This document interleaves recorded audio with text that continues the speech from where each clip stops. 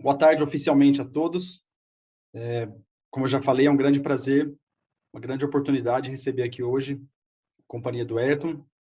Vou fazer uma breve apresentação e depois já te passo a palavra. Mas, antes de mais nada, agradeço o seu tempo, sua disponibilidade e a atenção que disponibilizou ao nosso programa. Tenho aqui algumas breves palavras sobre o Ayrton. Realmente um currículo excepcional. Ele tem graduação em jornalismo pela Western Michigan University. Depois, ainda completou a sua formação no Marine Biological Lab e até no MIT. Já foi visitante na UC Berkeley, colabora internacionalmente com a revista Science, trabalhou por vários anos no Estadão, tem um grande número de reportagens. Em toda a sua carreira recebeu muitos prêmios, por exemplo, o Prêmio José Reis de Divulgação Científica Tecnológica do CNPq, recebeu um Prêmio Nacional de Biodiversidade do Ministério do Meio Ambiente, Prêmio Petrobras, foi finalista de vários outros prêmios, recebeu também diversos prêmios do Estadão. Realmente uma carreira excepcional e agora é nosso colega de Universidade de São Paulo e nos dá o prazer da companhia hoje. Ele vai falar sobre um tema que é extremamente relevante e cada vez mais, que é comunicação da ciência em tempos de fake news, como se fazer ouvir. Além do momento que a gente vive hoje, a gente tem notado que nossos alunos cada vez mais têm interesse em divulgar o trabalho que eles fazem aqui durante o mestrado ou doutorado, colocar essa informação realmente de forma mais acessível para os interessados, e penso que é uma grande oportunidade para a gente aprender um pouquinho mais sobre como fazer isso da forma correta. Então, muito obrigado de novo, Ayrton, pela sua disponibilidade, e fique à vontade para fazer sua palestra. Legal, obrigado, Daniel, obrigado a todos aí pelo convite. Prazer estar na USP depois de muitos anos aí no Estadão, né, trabalhando na imprensa diária e interagindo com as instituições de pesquisa, universidades. Agora está do outro lado do balcão, mais ou menos, né, por assim dizer, mas está sendo uma experiência muito bacana. E eu estou conseguindo dar uma contribuição importante, eu dentro do Jornal da USP e o Jornal da USP, né, representando a USP dentro desse contexto de comunicação da ciência. Num momento difícil, né, para o Brasil e para a ciência, para a educação, para a saúde, para tudo, né, não está fácil para ninguém. Então vamos lá, eu vou falar um pouquinho aqui, dar meio que uma geral. É uma apresentação nova que eu preparei aqui para esse evento, vou usar vocês de cobaia para ver se funciona. E aí estou aberto para as perguntas. Vou falar o mais rápido possível para deixar um máximo de tempo para o debate depois, que acho que costuma ser a parte mais produtiva, né? Então, deixa eu compartilhar aqui.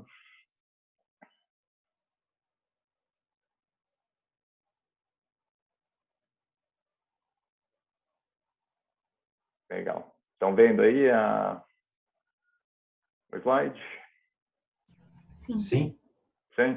Tá. Quando a gente põe a apresentação, a gente some da tela, né? Fica aquele vazio. Mas beleza. Opa, tá meio bagunçado. Vamos lá. Então, eu queria falar sobre esse tema a gente já vem falando muito, né? Comunicação da ciência. O pessoal usa muito o termo divulgação científica também, e como um termo guarda-chuva, mas eu prefiro usar comunicação da ciência, que contempla divulgação, jornalismo, assessoria de imprensa. Quer dizer, a gente está comunicando a ciência para o grande público, para a sociedade, e há várias maneiras de fazer isso. Eu vou abordar algumas delas aqui em mais detalhes. E a divulgação científica é uma coisa que eu entendo ser um pouco mais específica, para um público com uma linguagem específica, que faz parte, é uma das maneiras de se comunicar a ciência. E um dos grandes desafios hoje é o problema das fake news, né? Também é um outro tema super amplo, guarda-chuva, assim, que envolve não só notícias falsas propriamente ditas, mas vários tipos de desinformação, né? De você distorcer dados ou tirar coisas de contexto, enfim, a desinformação de uma forma geral. E aí é só esse primeiro slide aí, acho que já dá para explicar bastante coisa. O fundo, essa imagem de fundo aí é um pôster do Rock in Rio, né, de um dos shows do Iron Maiden, que é porque eu sou super fã, tá? Não vou usar assim, aqui apenas como um exemplo de ruído, né, fazendo uma analogia aí com ciência, né, quando você faz um experimento, você tem o resultado, o dado que você precisa, mas às vezes tem muito ruído ali, você tem que ser capaz de separar, né?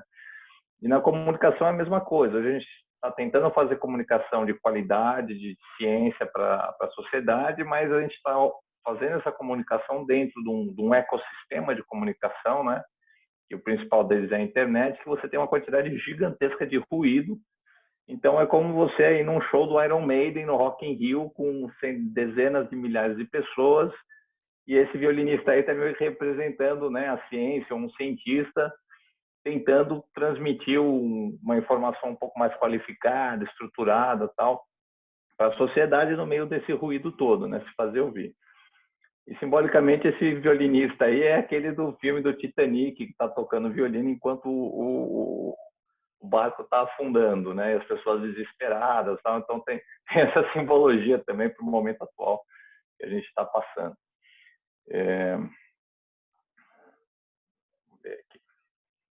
Vai. Não tá.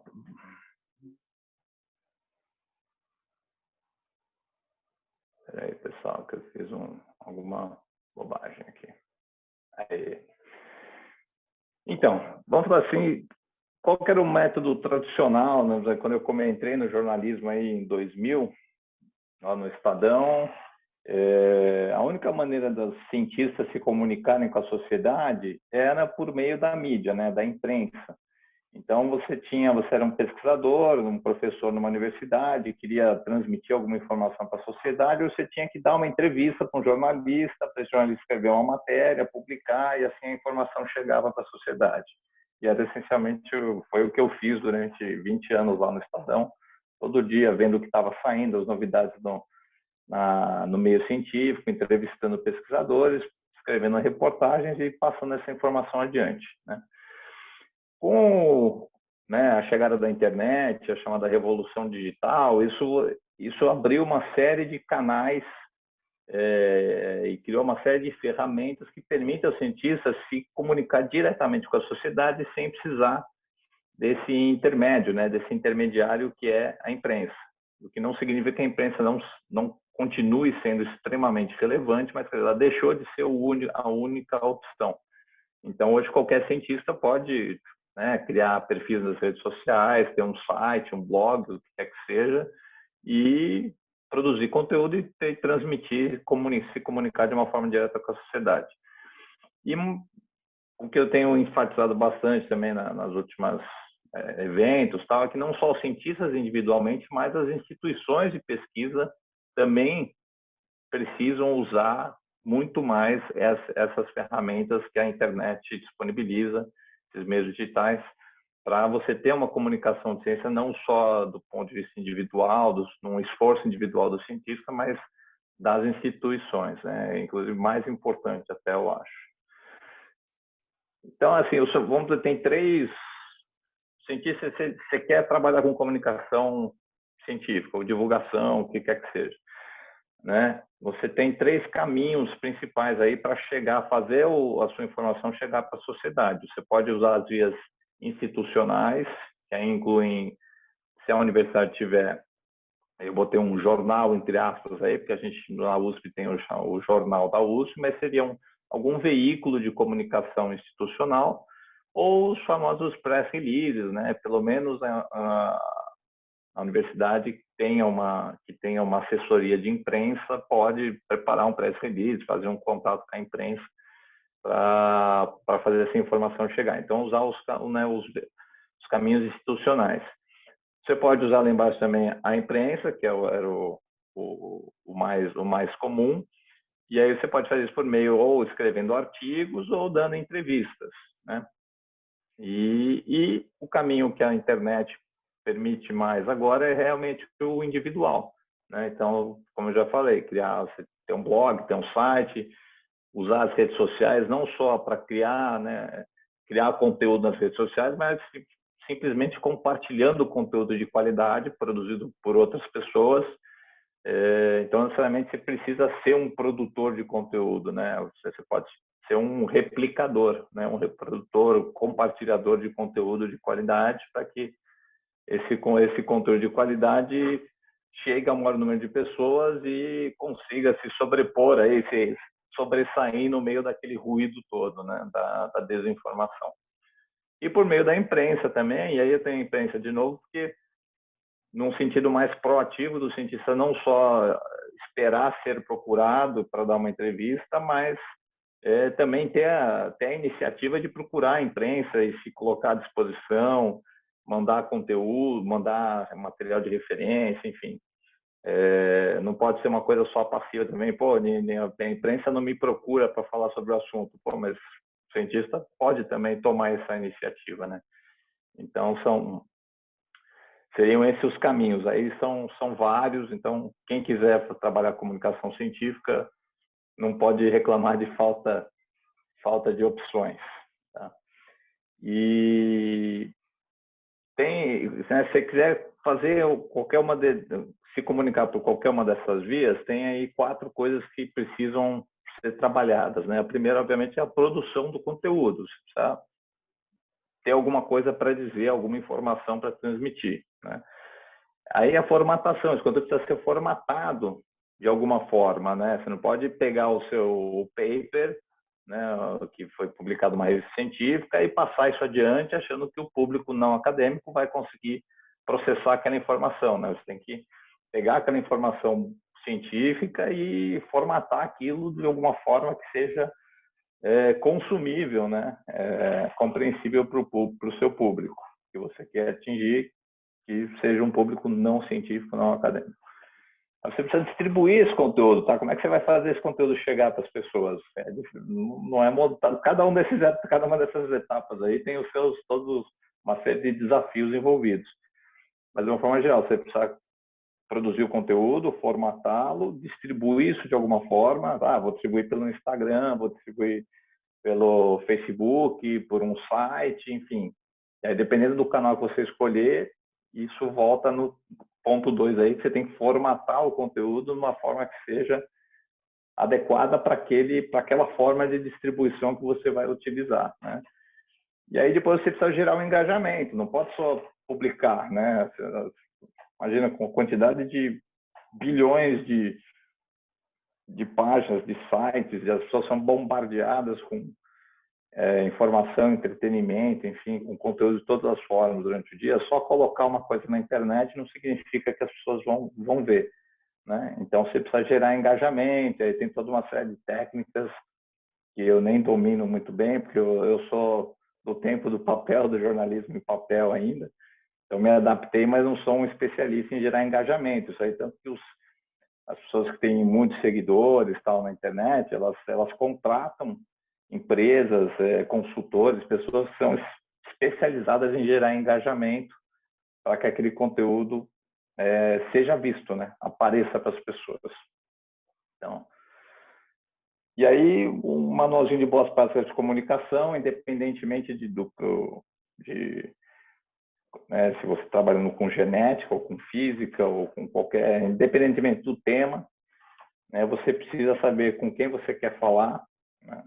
É uma pergunta que parece meio óbvia, assim, mas se você não tiver um público bem definido, eu quero falar com a sociedade, quero falar com todo mundo, aí você não vai falar com ninguém, né? Eu quero falar com, sei lá, jovens que entendem, né, da área de biologia, ou quero falar com um público realmente totalmente leigo, quer dizer, você precisa ter algum detalhamento de com quem você quer conversar, né? Ou quero falar com tomadores de decisão, políticos, né? Enfim, o que você quer dizer, né? Você tem que ter bem definido qual que é a mensagem que você quer passar, porque senão também você gera ruído na sua própria comunicação. E qual que é a melhor maneira de dizer isso, levando em conta o seu público-alvo, e qual que é a melhor maneira de transmitir essa mensagem que volta ali, tipo, que mídia social você vai usar, ou que tipo de formatação de um blog, ou é melhor você, talvez, colocar isso na forma de um artigo na imprensa. Se você quer falar com os tomadores de decisão, com políticos, talvez o melhor seja usar um veículo de imprensa mesmo, né? Então, você vai se preparar para escrever um artigo, se oferecer como uma fonte para a imprensa. Esse é um exemplo de uma matéria que saiu em 2019 no Jornal da USP, que repercutiu bastante. Eu gosto dela como um exemplo porque ela saiu, todos os outros meios de comunicação deram também, teve uma notícia teve repercussão bastante ampla.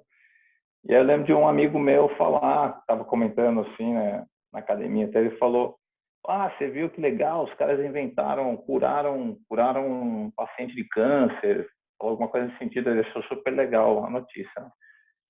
E aí eu queria saber se ele tinha lido essa notícia no Jornal da USP, ou onde que ele tinha visto. Eu falei: pô, é bacana essa notícia, né? Onde é que você viu? Onde é que você leu? Ele falou: li no Facebook. Eu falei: tá, mas a notícia era da onde, né? Ele: não sei, eu vi no Facebook. Então aquilo foi muito emblemático para mim, quer dizer, as pessoas estão muito menos preocupadas hoje de onde a fonte original primária da informação, e elas prestam muita atenção por onde que aquela informação chegou para ela, né?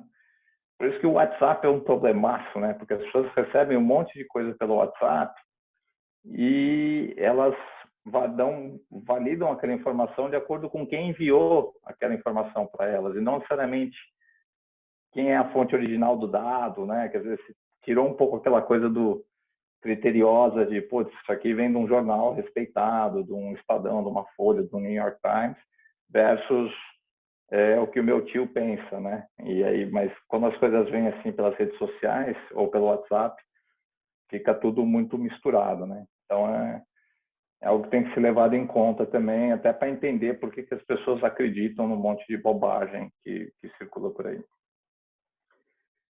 Isso aqui são os resultados que talvez vocês já tenham visto de percepção pública da ciência. Foi um relatório publicado, acho que em 2019, pelo INCT, de percepção pública da ciência e tecnologia no Brasil, que mostra aquela coisa que já tem sido muito falada, que as pessoas não sabem dizer o nome de um cientista, não sabem dizer o nome de uma instituição de pesquisa no Brasil, apesar de acharem ciência muito legal. Às vezes nem tem a percepção de que o Brasil produz ciência de qualidade, né? E aí tem essa aqui é um recorte da pesquisa, uma pesquisa que foi feita especificamente com o público jovem, tá? Acho que era de 18 a 30 anos, uma coisa, público de uma faixa mais jovem. E mostra assim que as pessoas, esse público jovem se informa primordialmente pelos meios digitais, quer dizer, não tem mais ler jornal, banca, revista Veja na banca, essas coisas, esquece, né? Elas consomem só pelos meios digitais e muito pelos canais da rede. O YouTube tem um consumo, muitas jovens se informam muito pelo YouTube, então aí você tem o formato de vídeo que tem que ser. Se você quer se comunicar com o público jovem, você tem que trabalhar com vídeo. Não adianta só escrever texto, porque os jovens não vão ler texto, eles querem ver vídeos, né? WhatsApp, Facebook e tal.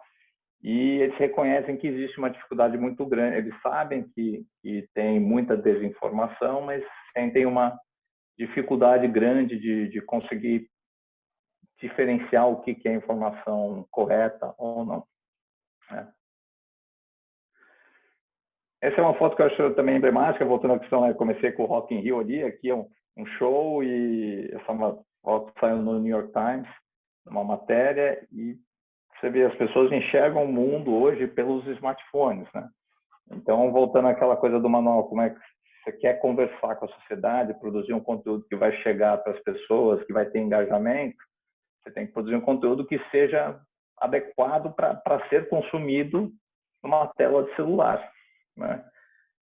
Que é completamente diferente de você produzir um conteúdo para ser consumido até mesmo num desktop, né? Num laptop, ou numa revista, ou num jornal, enfim.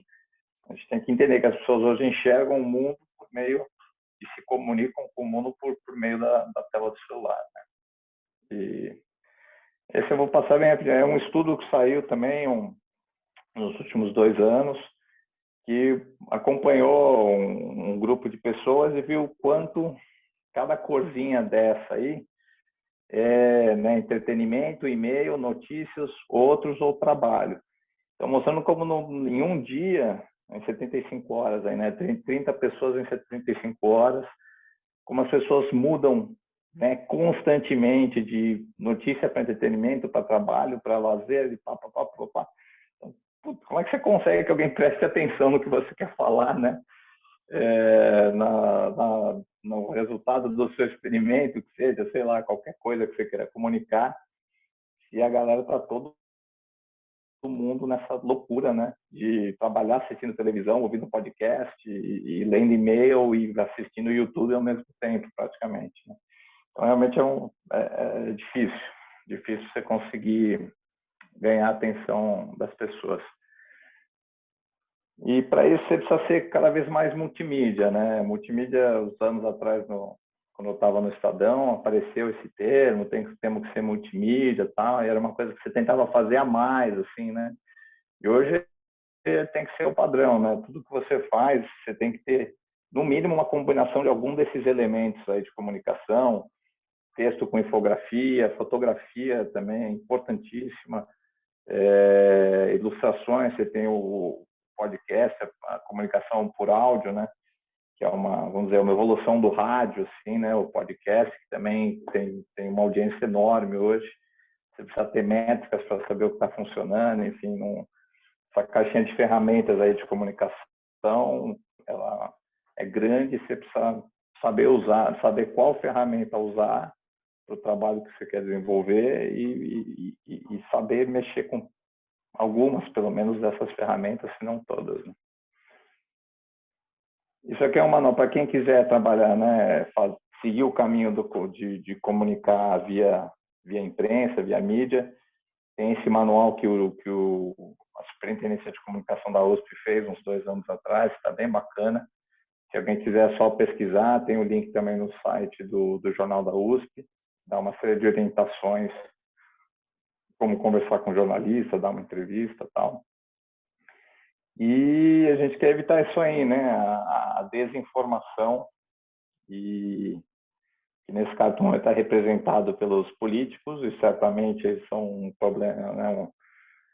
Um distorcedor, um dos principais manipuladores de informação, mas não só eles, né? Tem uma série de outros setores aí, grupos que infelizmente tentam distorcer as informações, fazer uma desinformação científica, que ficou muito claro aí na questão das vacinas, né, da Covid, do kit Covid, etc.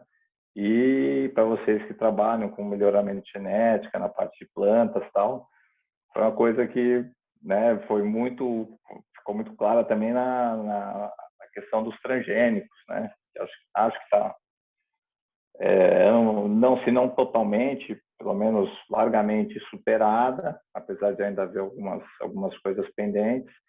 Mas, né, eu comecei no Estadão nos primeiros 10 anos que eu trabalhei lá, na década de 2010, cobri muito essa polêmica dos transgênicos, e mesmo naquela época, sem a gente ter o WhatsApp, tudo, você já tinha um enfrentamento muito grande, né, de informações científicas com desinformação de que transgênico causava câncer, e toda uma série de outras preocupações, algumas até com uma base científica válida, o negócio, você gerar, né, pragas mais resistentes, tal, que é uma coisa que é possível, eventualmente acontece, mas aquilo era colocado como um cenário muito mais apocalíptico, né, do que a realidade.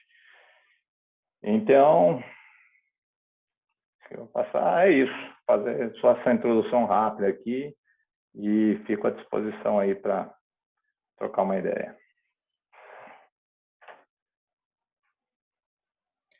Obrigado, Ayrton, pela palestra. Eu vou abrir aqui o canal para o pessoal. O Gustavo já disse para vocês podem fazer pergunta pelo chat, quem não quiser falar. Quem quiser também, fique à vontade para abrir o microfone e depois fazer a pergunta. Eu posso só ler uma primeira pergunta que já foi feita aqui pelo chat? Vamos lá. A pergunta do nosso professor Ricardo. Ele diz: sou editor de periódico científico e um dos desafios é se tornar cada vez mais visível em um mundo com dezenas de milhares de periódicos. Se você tem alguma opinião ou imagina o futuro de curto prazo do mundo da divulgação científica via periódico científico, trazer o leigo mais próximo ao cientista. Se periódicos científicos estão entendendo que são revistas científicas, né? Revista científica não serve para fazer comunicação de ciência com o público fora da academia. Não é um formato que simplesmente não é acessível, né? A linguagem não é acessível. Então, o periódico científico serve para comunicar ciência dentro do mundo da ciência. Fora do mundo da ciência, tem como. Então, acho que aí eu já mato a resposta. Não sei, posso aprofundar se quiser elaborar, mas então, acho que tem que sair. O periódico é assim, ele é a consagração, né, a confirmação, validação de uma informação científica que, por exemplo, a mídia, normalmente, um jornalista só vai divulgar, trabalhar, fazer uma reportagem em cima de um dado científico que esteja publicado, né?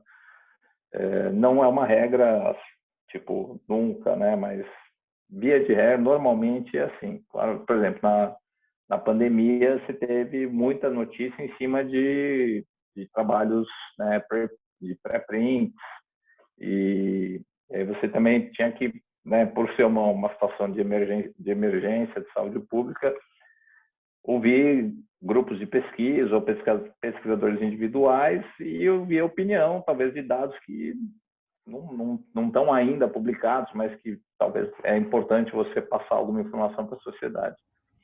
Mas, normalmente, não, a gente só trabalha com informação publicada, mas aí você vai trabalhar aí aquele manualzinho que eu dei ali, aí você vai reformatar a opinião, a informação que está no periódico para uma outra linguagem, para uma outra estrutura narrativa. Quer dizer, o periódico não serve para falar com a sociedade, só com outros cientistas.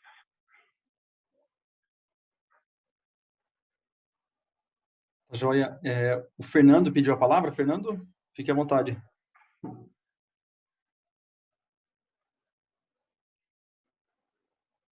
Seu microfone está fechado, Fernando. Ok. Primeiro, obrigado, Elcio, por essa radiografia tão precisa aí da nossa atividade e que esconde um monte de desafios aí. Vou rapidamente situar o que eu faço para vocês entenderem por que eu estou aqui. Eu vim para cá por causa do Silvio Crestana, que me deu esse endereço. Eu trabalho com cientistas, sou jornalista, não sou acadêmico, e a minha missão é tentar emprestar valor a pessoas que estão a cada dia mais complexas. Por exemplo, eu cito sempre o Elíbio, lá em Embrapa. Toda vez que eu vou conversar com ele, eu rezo 3 Pai Nosso e 4 Ave Maria, que ele vai falar de algo que eu não entendo. E acho que uma parte das pessoas que não são dessa área não entende também. E qual é o meu problema maior? São os cientistas. E por quê?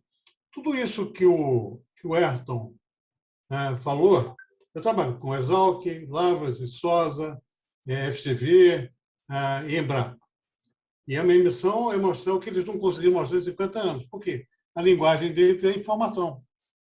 Ora, se a informação está cada vez mais complexa, o dado original básico é o seguinte: só 8% dos brasileiros produzem e entendem informação complexa. Se você derrubar uma informação complexa na rede sobre um avanço do conhecimento, você não vai ser entendido por 92% da população. Ponto. Aí você tem várias gradações de compreensão e o nosso desafio é ter conteúdo para comunicar. Então, eu faço a seguinte pergunta, Ayrton. O nosso foco é a resistência dos cientistas de produzir conteúdo. Como eu estou falando com o pessoal aqui da transgenia, seria muito fácil se eu tivesse um produto que significasse a atividade, por exemplo, o papel social, econômico e ambiental de uma semente de milho que vai multiplicar por 10 a produtividade no Nordeste. Eu não tenho isso tudo. Eu tenho um avanço, eu tenho a semente, eu sei o que ela pode fazer, e eu posso dizer isso como delegado, assessor de imprensa, que é uma missão que já acabou, vocês sabem muito bem disso já. Agora, como o empoderamento do cientista, o autor, defendendo o impacto social da sua contribuição, eu não tenho. Assim como eu não tenho o avanço da saúde no Brasil por conta da agricultura tropical sustentável, a longevidade que aumentou 25 anos e 50 anos, são inúmeros. O frango, a gente comia frango em 74, a razão de 3 quilos per capita por ano, 3,5. Hoje são 45. E isso aí foi produzido por ciência. O frango deixou de ser de elite e passou a ser uma ferramenta de inclusão. A pergunta é, você consegue, no Jornal da USP, a produção de conteúdo por parte dos cientistas que ajude a emprestar significado ao que se faz para todos os públicos?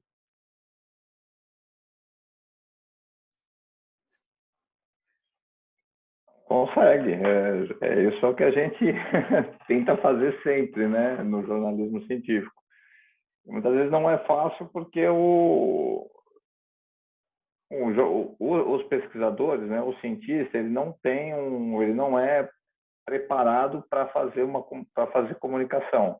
E essa é uma crítica, mas não é muito uma cobrança, porque eu também não acho justo que você cobre que um cientista saiba fazer comunicação, porque é o mesmo que você pedir para um comunicador saber fazer ciência. Quer dizer, são atividades distintas, né?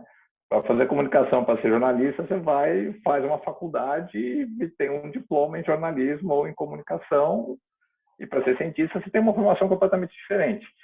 Então, assim, eu acho compreensível que os cientistas não tenham a priori um conhecimento e uma habilidade de comunicação, a não ser por alguns que têm isso naturalmente, que se interessam naturalmente por isso e desenvolvem isso, né, individualmente. Mas dito isso, aí que entra a importância da comunicação da ciência bem feita por profissionais, e você conseguir sentar à mesa com o cientista, ouvir o que ele tem a dizer e reformatar aquela informação para que ela seja acessível para um público não científico, né? E aí exige também uma formação boa do jornalista, né? Se eu pegar um jornalista de economia, pedir para ele fazer uma matéria de ciência, ele não vai conseguir fazer, assim como se você pedir para eu fazer uma matéria de, sei lá, cultura, sobre teatro, eu não entendo nada de teatro. Se eu sentar com um cara, botar o maior diretor brasileiro do teatro e tal, eu não vou saber nem o que perguntar, né? Então você tem que ter tanto qualificação, tanto do jornalista quanto do cientista, né, na ciência e no jornalismo, e os dois tentarem ter a humildade de entender que o outro usa uma linguagem diferente, enfim, tentar fazer uma comunicação boa aquilo lá. E aí você tem o outro desafio de fazer essa comunicação para um público que também não tem, quer dizer, a educação de ciência no Brasil, o ensino de ciência no Brasil é muito, muito fraco, né? Muito limitado. A educação, de uma forma geral, enfim, tem inúmeras limitações, né?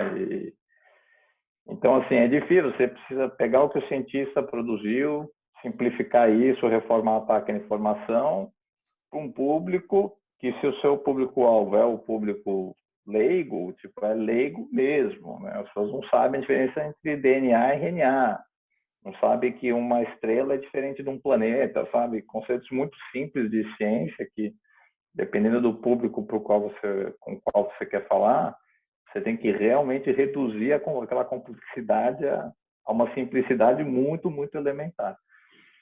Mas não tanto, né? Quer dizer, no Estadão, por exemplo, a gente trabalhava... O Estadão é um jornal que está aí disponível para todo mundo ler, mas a gente entende que o público leitor do Estadão é um público um pouco mais... com um nível de educação um pouco mais alto, né? Então, assim, a gente já se dava o luxo de prever que o nosso público entende algumas coisas básicas que não precisava destrinchar tudo, tintim por tintim. Mas se você vai, dependendo do seu público, realmente, nível de escolaridade, socioeconômico, você precisa adequar aquela informação por isso que eu falei que você tem que, o primeiro passo é saber com quem você quer falar, né? Senão você não consegue formatar aquela informação da maneira adequada para o seu público. Sem querer abusar aqui, só complementando, eu concordo plenamente com o que você disse, mas a questão original para mim é o seguinte: como que é a identidade entre a biotecnologia e os públicos-alvos, sejam eles quais forem, sem uma decodificação social, ambiental e econômica, e para que serve? Isso o cientista não faz por missão. Ele avança no conhecimento, mas ele não está lá pago para fotografar onde estamos e para onde estamos indo. Eu não consigo arrancar a produção de conteúdo que faça a decodificação, a menos que eu tenha dinheiro para fazer isso, entendeu? Era essa a minha colocação. Agradeço muito. Se você tiver mais algum comentário, vou ficar muito feliz. Aí depende do conteúdo que você, da mensagem que você quer passar. Se eu vou fazer uma matéria, pode ser uma coisa mais específica sobre o resultado de um experimento, tá? Ou pode ser uma reportagem especial sobre todos os ganhos socioeconômicos que a agricultura forneceu. Eu digo o seguinte, eu preciso conectar o cientista com a visão estratégica. E, para isso, eu preciso que ele assine documentos compreensíveis, que tratem da consequência do que ele faz, e não como ele faz, entendeu? Mas é isso aí. A gente vai conversar mais e eu conto bastante com a sua presença no nosso seminário. Legal. Obrigado. Obrigado a você. Obrigado.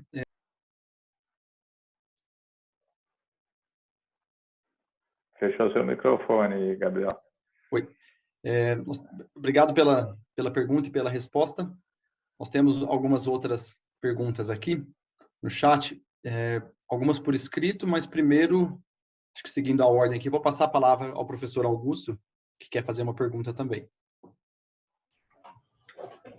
Ok, obrigado. Em primeiro lugar, parabéns pela apresentação, muito boa. O seu currículo é realmente muito impressionante, mas mais impressionante ainda é ver a facilidade com que você tem para se comunicar, Ayrton. Eu já vi suas apresentações em alguns contextos, sempre gostei muito. Boa, okay. Obrigado. Ótimo. Parabéns. Meu questionamento aqui é talvez uma meta-discussão, mas que eu acho que é relevante ouvir sua opinião, que é a maneira como o cientista ou os acadêmicos se portam em relação às mídias sociais. Digo isso porque eu nunca fui uma pessoa, me usando como exemplo, de me expor muito ou de fazer comentários muito contundentes em mídias sociais ou em outros fóruns, mas acontece que agora a gente está, inclusive, envolvendo saúde pública, risco de vida das pessoas, desmonte de agências, e sem querer levar a discussão para cá, para esse lado, mas dizendo que acho que os cientistas têm obrigação de se posicionar e tentar evitar essa rede de fake news, porque pessoas morrem, problemas são passados na sociedade, eu acho que a gente tem essa responsabilidade social. O problema é que, às vezes, a gente é visto como arrogante ou que as mídias sociais só começam a colocar o que a gente fala para as pessoas que curtem o que a gente fala. Eu queria ouvir, talvez, alguma ideia sua, se você podia ajudar a gente a se posicionar ou se talvez a gente tenha que aceitar que é assim mesmo. Eu gostaria de ouvir alguma reflexão a esse respeito.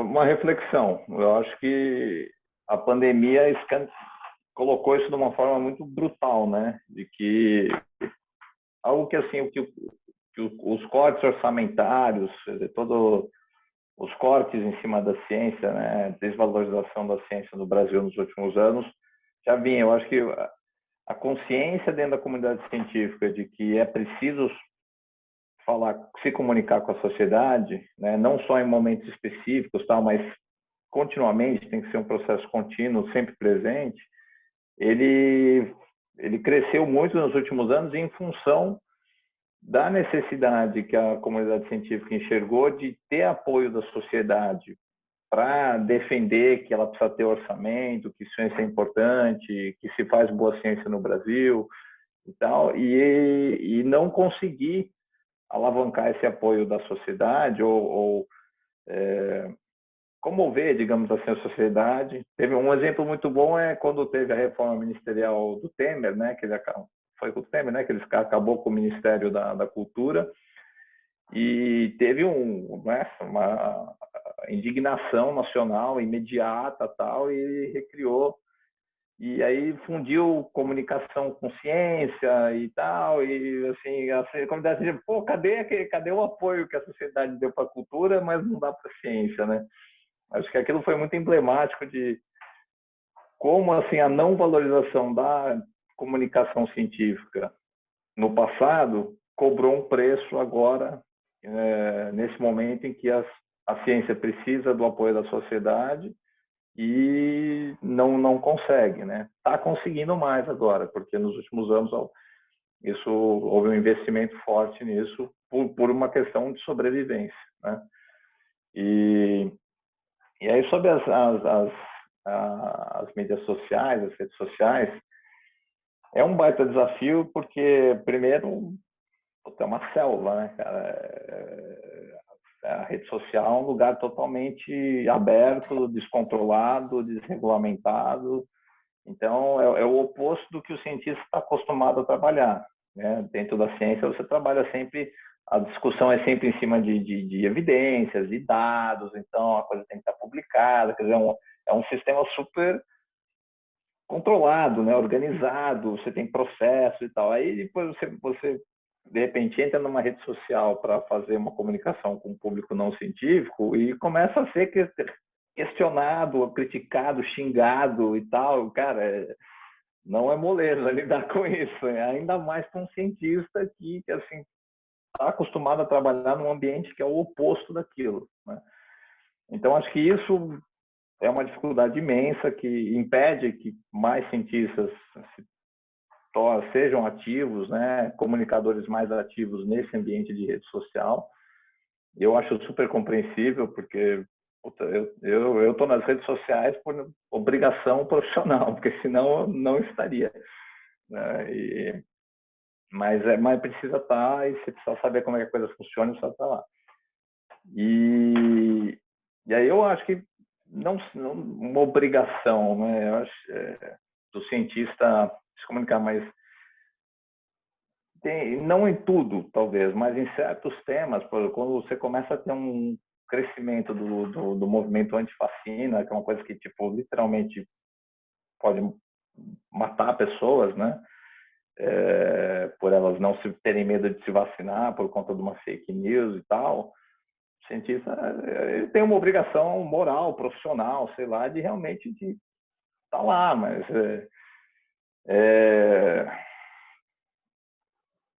então acho que a gente precisa de mais cientistas ativos, e você vê ao longo da pandemia vários nomes, várias personalidades que cresceram muito, né? Duas delas que têm uma audiência gigantesca e que não são pesquisadores estrito sensu, porque não estão no laboratório, enfim, que é o Átila e a Natália, e que muito pesquisador torceu e ainda torce o nariz para eles, que, pô, mas esse cara aí não tem nada publicado, a Natália nem pesquisadora não sei o quê. Cara, mas sabem se comunicar, entendem como é que ciência é feita, sabem, estão lá para defender a ciência. Então, são pessoas que acho que tinham que ser abraçadas pela comunidade científica, por mais que talvez você discorde da maneira como ela colocou, fez uma opinião e tal.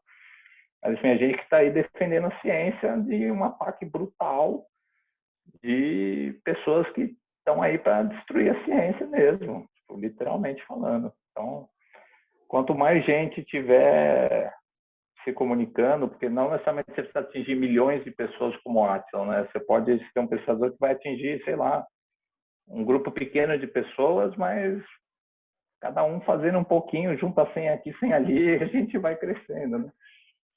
Então, sei lá, fiz uma reflexão aqui, não sei se ajudei a responder o que... Ajudou muito, muito obrigado. Ótimo. Um comentário final, o grupo de pessoas que assiste futebol aqui no prédio, eles param de falar mal de ciência quando eles sabem que tem um cientista na roda, né? Que eu me identifiquei assim logo no começo. Aí eles passam a ouvir mais o que a gente está falando, porque uma coisa é falar abstratamente, outra coisa é quando você conhece uma pessoa que toma cerveja, levanta de manhã e vai trabalhar igual todo mundo, mas evidentemente que a gente tem uma responsabilidade na sociedade de não deixar as coisas andarem por esse lado. Muito obrigado pelo seu comentário, ajudou muito.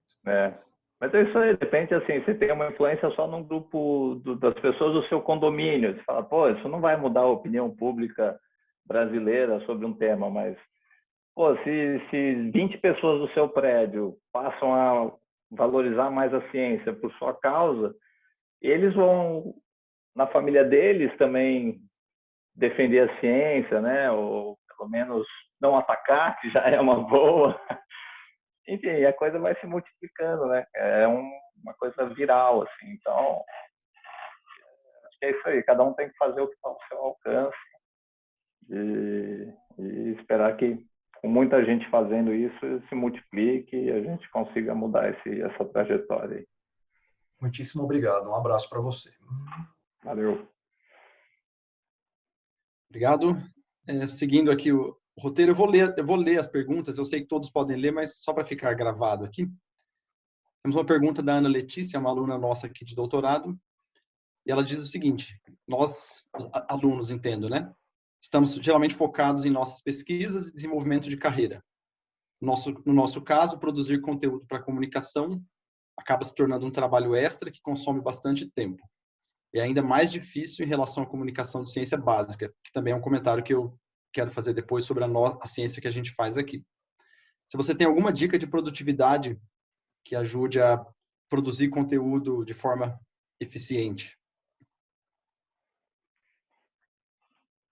Ana Letícia, né?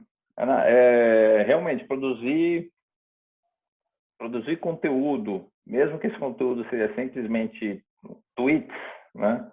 Ou postar uma foto no Instagram, isso consome tempo e consome neurônio, tá?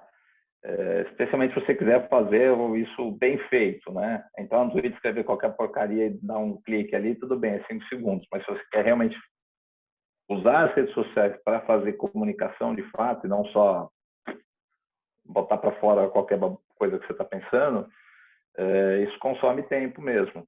Consome. E não é intuitivo. Tá? Não é intuitivo, eu até reconheci, a rede social eu uso, tal, conheço como a coisa funciona, tal, mas não sou especialista porque eu não fui treinado para fazer comunicação em rede social. Então, lá no Jornal da USP, a gente tem pessoas mais jovens do que eu, que cresceram, já então, começaram a trabalhar em jornalismo já nesse ambiente de rede social e que entendem, e tem coisas ali que eu não vou nem tentar explicar aqui, mas como os algoritmos funcionam e como colocar os hashtags e as palavras e como é a coisa para você gerar um engajamento, né? Aquilo que eu falei, você pode botar conteúdo de ótima qualidade na internet, nas redes sociais, e aquilo não vai ser visto por ninguém se você não tiver a técnica de fazer com que aquilo se torne visível, né? E gerar um engajamento. Então, realmente, não é uma coisa simples, não é intuitiva, consome tempo. E aí, entra falar brevemente o que eu tenho na maioria das apresentações, da importância da comunicação científica institucional. Então, a USP, a gente tem uma coisa incrível, que é o Jornal da USP, que produz conteúdo diariamente, tem um sistema de produção igualzinho ao do Estadão, só numa escala menor, mas é igual, você tem as editorias, a gente faz reunião de pauta todo dia, discute qual vai ser a manchete de hoje, o que vai entrar na home, o que a gente vai repetir para a semana que vem, enfim, tem todo um sistema, né, de produção jornalístico. O site é atualizado diariamente, com sempre várias reportagens novas a cada dia, né? Não é uma coisa estanque ali, que semanal, que entra 2, 3 coisas novas. A gente está sempre conectado com as notícias do momento. Tem a Rádio USP também, que produz muito conteúdo, né, em tempo real, assim. E aí você tem, então, e a gente tem muito contato com o corpo docente e discente da USP e sabe o que está rolando. Sai uma pesquisa nova, algum grupo está produzindo, né, dados sobre a Covid, enfim, a gente tem toda a nossa rede de contatos para saber o que está acontecendo e gerar conteúdo sobre a produção científica da universidade. E isso é um caminho, naquele slide que eu mostrei, é o primeiro caminho institucional que quem é da USP tem esse privilégio. Quer dizer, se é um professor, um pesquisador, um aluno de pós-graduação que está desenvolvendo uma pesquisa, enfim, você pode sempre entrar em contato com o jornal da USP, falar, a gente tem essa pesquisa aqui e tal. Rola de fazer uma reportagem, às vezes pode ser muito prematuro, então não está muito no início, precisa ter algum resultado, enfim, não necessariamente só porque o pesquisador sugeriu uma matéria, a gente vai fazer, mas a gente tem muito mais demanda, tem muito mais... a gente não dá conta de fazer tudo que merece ser publicado, porque tem muita, a USP produz muita coisa, né? Mas a maioria das universidades, institutos de pesquisa no Brasil, infelizmente, não tem uma estrutura como essa, tem no máximo uma assessoria de imprensa, que não faz jornalismo, faz comunicação, press release não é jornalismo, tá? Sem desmerecer, tem a sua função, mas não é jornalismo, né? Então, é importante, o que eu tenho enfatizado para caramba, assim, para as outras instituições, é que assim, toda universidade tinha que ter algo como o Jornal da USP para dar, porque aí o pesquisador individualmente não precisa, você não precisa você aprender a fazer, a ser um comunicador, tá? Você pode simplesmente ser cientista e a instituição te dá a ferramenta, te dá o veículo, te dá o caminho para você fazer comunicação, né? Se comunicar com a sociedade pela via institucional, né? Então, mas se a instituição não te dá esse serviço, digamos assim, aí fica tudo nas costas do pesquisador, da pesquisadora, aí você tem que ser uma iniciativa individual e fica muito mais difícil. Então, você está na USP, use o que tem à disposição, e para quem não está na USP, cobre das suas instituições que elas forneçam esse serviço. Joia, muito obrigado. Antes da gente continuar, Ayrton, como estamos de tempo? A gente está chegando no limite do nosso tempo, mas se estiver ok por você, a gente pode seguir aqui. Tem mais, Não, mais dá algumas... para passar uns 10 minutinhos aí, mas depois eu tenho que buscar meu filho na escola. Claro, tudo bem. Vamos até 5:10 aí, tá tranquilo. Eu falo demais também, você viu? Cada pergunta eu estou dando umas respostas de 10 minutos aí. Não, mas é isso que a gente quer. A gente está aqui para... Vou tentar ser mais objetivo. A gente quer aproveitar a sua experiência mesmo. Puxando o gancho do que acabou de ser discutido, o Alex pergunta se, uma vez publicado o artigo, os autores podem solicitar para algum jornal fazer uma resenha ou ensaio, ou são os editores que decidem e selecionam os artigos. Então, aqui nós temos na USP esse auxílio. A gente tem, por exemplo, revista FAPESP, a gente pode entrar em contato e solicitar. Há outros canais que a gente poderia aproveitar mais, ou que a gente deveria assim, usar para tentar divulgar o próprio trabalho? Seriam assim os veículos de comunicação institucional. Na USP, o Jornal da USP e Rádio USP, né, que os dois fazem parte da chamada Superintendência de Comunicação Social da USP. Você lembrou bem da FAPESP, né? Então, se a sua pesquisa foi feita com o dinheiro FAPESP, você pode procurar a agência FAPESP, né, ou a revista Pesquisa FAPESP, procura a comunicação da FAPESP, vamos botar aí, e sugerir, a gente tem esse projeto financiado pela FAPESP, chegamos no resultado X, porque são tantos projetos, é tanta coisa, imagina quantos milhares de projetos e teses estão sendo produzidas na USP nesse momento. Não tem como a gente saber, mesmo com uma equipe grande de jornalismo, não tem como saber tudo, né, que está acontecendo. Então tem muita coisa que realmente não chega para nós e precisava ter mais uma iniciativa, né, proatividade da comunidade científica de realmente enxergar que aquilo tem um potencial, uma informação que pode ser interessante para a sociedade e procurar, né, os veículos que estão disponíveis. Então, e várias universidades,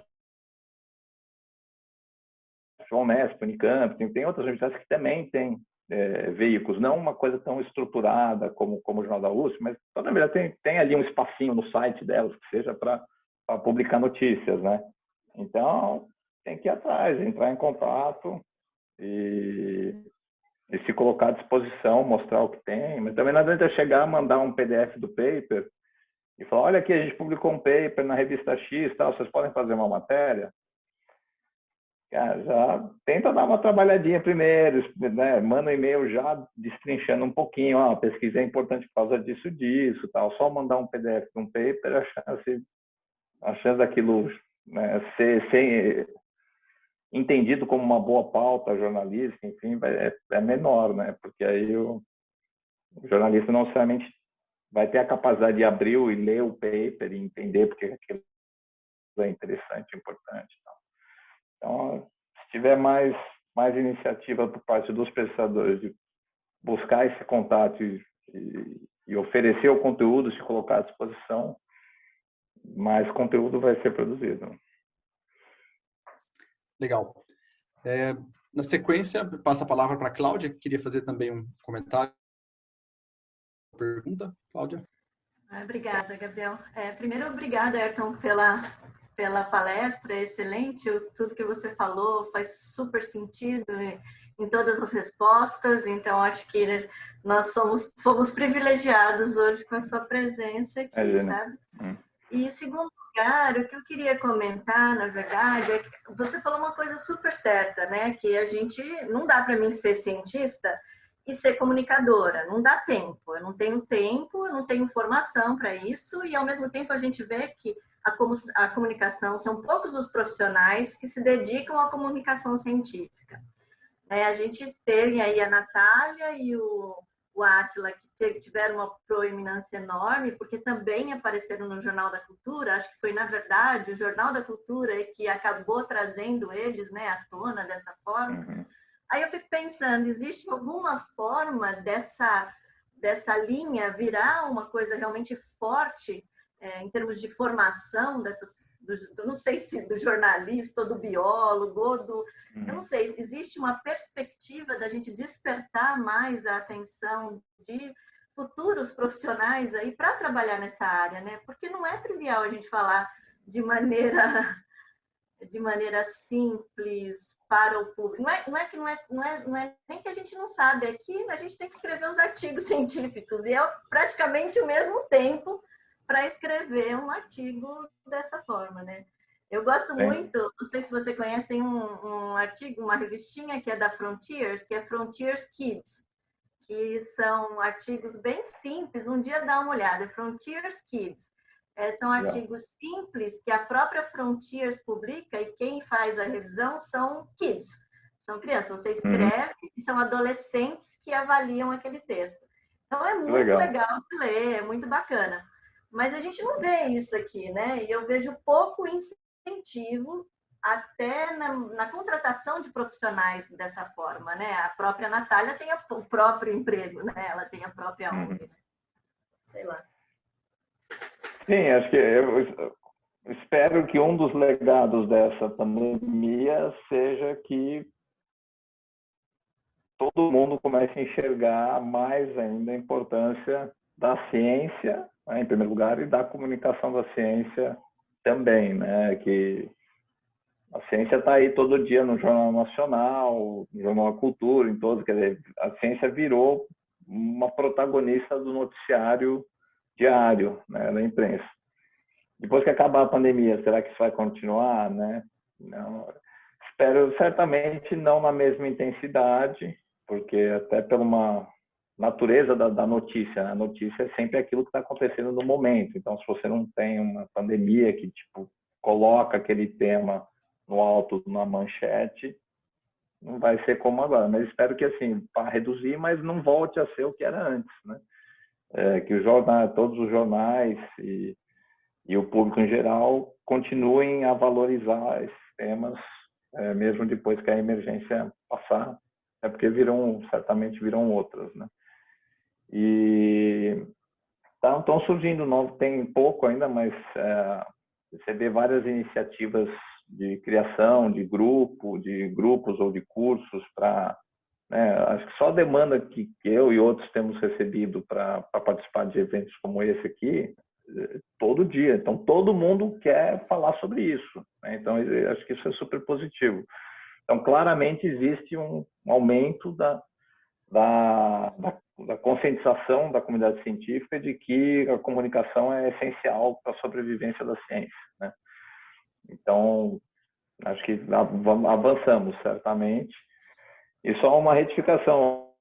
O Jornal da Cultura é super... Eu adoro o formato que eles criaram, né, com 2 pessoas na bancada e tal. Mas o Átila e a Natália não apareceram por causa do Jornal da Cultura, não. O Átila está aí, ó, há muitos anos batalhando. Popularizou, eu digo, né? Porque agora todo mundo Tal. fala da Natália como se ela fosse amiga, né? A vizinha, né? Não, mas então, eles só, vamos dizer, eles só conquistaram o direito de estar ali no Jornal da Cultura porque eles vêm trabalhando isso há muito tempo, né? Então, não foi assim, de repente virou uma celebridade. E eles, assim, até antes da pandemia, uma grande cobrança que principalmente o Átila sempre fez foi de, cara, precisa fazer divulgação científica, as universidades não fazem, os institutos não fazem, pá. E aí chegou uma hora que explodiu uma pandemia, ou cortaram o dinheiro da ciência e a sociedade nem sabe que a ciência brasileira existe, justamente porque essa comunicação quase não existia anteriormente, né? Então, tomara que a pandemia passe, mas a valorização da ciência permaneça. Obrigada, viu? Obrigado. Se tivermos tempo, acho que a última pergunta, de novo aqui do Ricardo, perguntando se existe o chamado papagaio de pirata entre os cientistas, que às vezes a gente vê sempre os mesmos cientistas falando, dando opinião, como se tivesse um canal direto ali com os jornalistas, mesmo que às vezes eles não tenham competência para isso. Acho que a pergunta é como que é esse comportamento, se existe mesmo, existe o chamado papagaio de pirata? Acho que a analogia do papagaio de pirata não é ideal, porque o papagaio é alguém que fica meio atrás das pessoas. Quer dizer, acho que está se referindo assim, os cientistas que é sempre a mesma pessoa que é entrevistada e às vezes fala de algum tema que na verdade não é a especialidade dela, né? Isso acontece e eu acho que não necessariamente é ruim, né? Quer dizer, o melhor seria que mais pessoas fossem envolvidas, tivessem disponíveis para dar entrevista, para escrever artigos, o que quer que seja.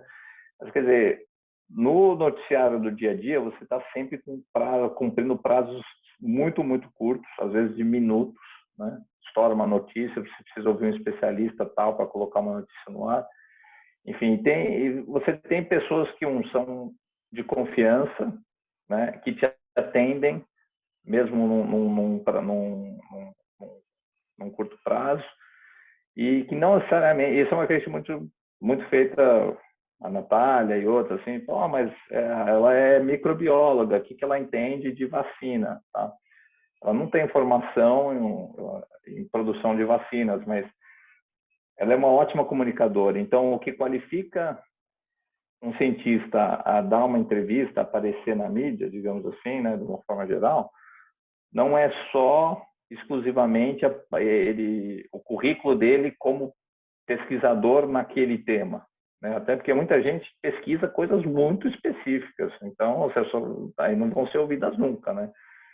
Mas ele tem que também ser um bom comunicador, porque às vezes tem pesquisador que é muito bom cientista, tem um ICH, sei lá, é altíssimo, é o mais top da área dele, ou dela, ou ela, né? Mas é um péssimo comunicador, e aí você liga para falar com o cara, estão dizendo aqui que transgênico causa câncer, que tem que proibir a transgenia no Brasil, tal. Qual a sua opinião sobre isso? E aí a pessoa te dá uma opinião super técnica, complexa, que tipo não ajuda, entendeu? Deve ser uma pessoa que talvez não é um pesquisador tão renomado, com 1000 papers publicados de alto impacto, mas o cara fala de uma maneira simples, que fala, isso não, tal, tem os estudos que mostram, tal, os transgênicos, segurança comprovada pela FAO, enfim. Então, assim, você procura a fonte ideal para o jornalismo é alguém que entende do assunto e que sabe se comunicar. E essas duas coisas não sempre estão juntas na mesma pessoa. Tem gente que entende muito do assunto, mas não sabe se comunicar, e tem pessoas que sabem se comunicar, mas não entendem do assunto. Tem que entender o mínimo, né? E aí você tem, só insistindo um pouco na Natália e no Asta, porque eles são os que estão em mais evidência. Eles falam de muitos assuntos que não é especialidade deles do ponto de vista da formação acadêmica que eles tiveram. Mas eles entendem o método científico, eles conseguem olhar um trabalho e dizer se aquele trabalho foi bem feito ou não foi bem feito, né? Então, e às vezes a imprensa, o que ela precisa é disso, é de uma avaliação muito elementar, sabe? Pô, esse estudo aqui é válido? Às vezes você precisa só que alguém diga, tipo, não, isso aí é um pré-print, foi feito com camundongo, não tem aplicação comprovada em ser humano, tipo, coisa super simples, você não precisa de um super especialista, você precisa de alguém que entenda como ciência é feita e possa te dizer se aquilo tem validade ou não tem. Entendeu? Então, por isso que, às vezes, você tem essas pessoas que estão disponíveis e que conseguem te entregar esse tipo de informação, e aí, no aperto, você acaba recorrendo, muitas vezes, a uma mesma pessoa por conta dessa necessidade. É isso. Joia, excelente. Em virtude do tempo, eu vou, infelizmente, precisar encerrar. Realmente, a conversa bem gostosa. Eu tinha perguntas a fazer, mas fica para uma próxima oportunidade. Mais uma sua, então. Não, vai, Gabriel. deixa, senão seu filho vai ficar desamparado. Não, tudo bem. Tá em tempo ainda. Manda aí, vamos lá. Minha pergunta, acho que talvez fugir, assim, concordo plenamente com o que foi discutido do nosso papel moral assim, da nossa posição oficial em favor da ciência nesse momento. Mas trazendo um pouco mais de volta ao que a gente faz especificamente aqui no nosso programa, quase todos os docentes e os alunos aqui trabalhamos com ciência básica fundamental. Então, quando eu penso em comunicação da ciência que a gente faz com o público de fora, o que me vem mais à mente são, por exemplo, futuros candidatos ao nosso programa, estudantes que têm alguma afinidade já com a área. Nesse caso, talvez uma pergunta mais de opinião, mas qual o nosso impacto real, pensando em divulgação de pesquisa básica, que não necessariamente tem uma aplicação que vai afetar a vida dessas pessoas de forma direta no futuro próximo? Qual é realmente qual é a nossa responsabilidade, o nosso papel e o que deveríamos tentar fazer, se é que deveríamos tentar comunicar essa pesquisa mais básica para o público leigo em geral? Acho que a gente cai na distinção entre jornalismo científico e divulgação científica. O jornalismo, você vai olhar para aquilo que é uma notícia, que geralmente é uma coisa que tem algum impacto, ou que é uma coisa extremamente interessante, ou que é muito importante, enfim, mas é uma coisa ali, a notícia, coisas que estão acontecendo naquele momento, novidades e tal. A divulgação científica, ela é divulgação de informações de caráter científico sobre ciência, que não precisam necessariamente ser inéditas, que podem ser apresentadas em inúmeros, infinitos formatos, né? Então, a ciência básica, ela não tem muita coisa muito legal e importante num contexto maior, assim, que é a ciência básica, que não vai virar notícia, né, em jornal, em revista, enfim, porque não é uma notícia do ponto de vista jornalístico, né? Só que para as pessoas entenderem a importância de uma notícia científica, elas precisam, o que falta muito no Brasil é a divulgação, porque as pessoas geralmente elas não entendem a importância da ciência no dia a dia delas, né? Elas só veem a ciência naquelas notícias, coisas muito pontuais, os resultados práticos, desenvolveram uma nova droga, desenvolveram uma nova variedade mais resistente, ela só vê o produto final, ela não vê todo aquele processo de anos de pesquisa atrás e tal. Então, a falta que a divulgação científica faz, a compreensão de que resultados, produtos, tecnologias não surgem do nada, elas são resultado de um processo muito longo de pesquisa básica, de construção de conhecimento e tal. E quem vai construir essa percepção, essa valorização, não é a imprensa, porque a imprensa só vai trabalhar em cima do resultado, porque jornalisticamente aquilo é notícia. Um trabalho de ciência básica dificilmente vira uma notícia, né? Mas é informação, né? É conteúdo, só que ele precisa ser formatado de uma outra forma, não jornalística. Ele precisa ser trabalhado em cima da divulgação. E aí que as instituições têm que trabalhar, voltando para as instituições, né?